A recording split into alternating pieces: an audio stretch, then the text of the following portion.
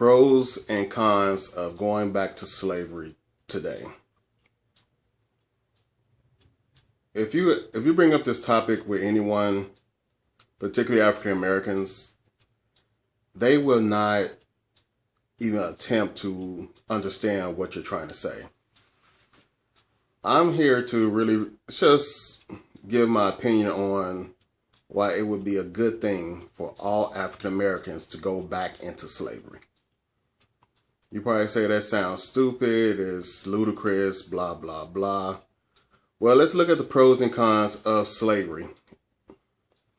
Okay, when you say slavery to an African American, the first and only thing will come out that person's mouth is the cons of slavery. Okay, let's mention some of the cons. Murder. Okay. Raping of our women. Okay. Torture. Okay. What else? Destruction of culture. That's already been done. But okay. So that's pretty much the gist of it. It depends on the level of that short list of cons. That's pretty much it. But what about the pros? You probably say, well, there's no pros in African Americans going back into slavery. That's a lie.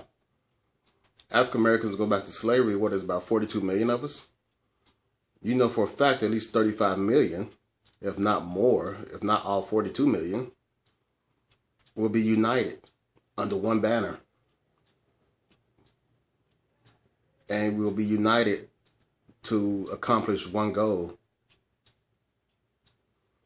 So you would think that no one else would mention this, because they won't mention this because we're not united under anything. You cannot get more than 100,000 African Americans to do anything united.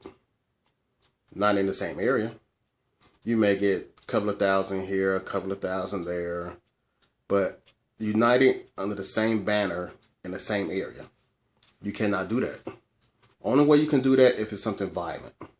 If there's a riot going outside, you can get African Americans out there. Trust me. If there's a riot, you can get African Americans to riot together.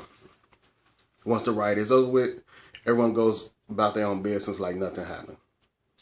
If there's anything violent, you can get African Americans to unite. I'm not talking about just millions or thousands of people. I'm talking about 100 people. You can get 100 people to go fight before you can get 100 people to help. Unless it's in a church setting, which is really forced help, in my opinion, sometimes, because I believe in a church setting, most of the church members, I think, help because they don't want to be ridiculed by the congregation. Like, oh, she didn't do this. Oh, he didn't do that. Everyone else did. So you feel almost obligated to be forced to help somebody. Some people help on their own. Now, don't get me wrong. But the only thing about it, the key word is some. Not majority, some.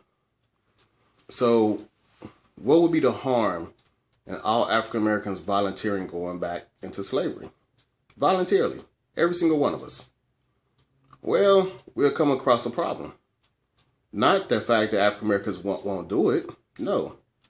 Because the biggest group that will go against African Americans going back into slavery would be white males. You probably say, well, they would want us as slaves. No, they wouldn't. They would not want millions of African Americans united against anything, let alone slavery.